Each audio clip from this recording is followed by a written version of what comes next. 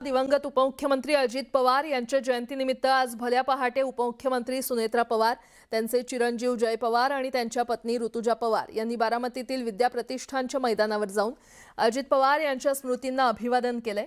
यावेळी त्यांनी पुष्पचक्र अर्पण करून आदरांजली वाहिली। भावनिक वातावरणात अजित पवार यांच्या कार्याचा आणि जनतेशी असलेल्या अतूट नात्याचं स्मरण करण्यात आलं।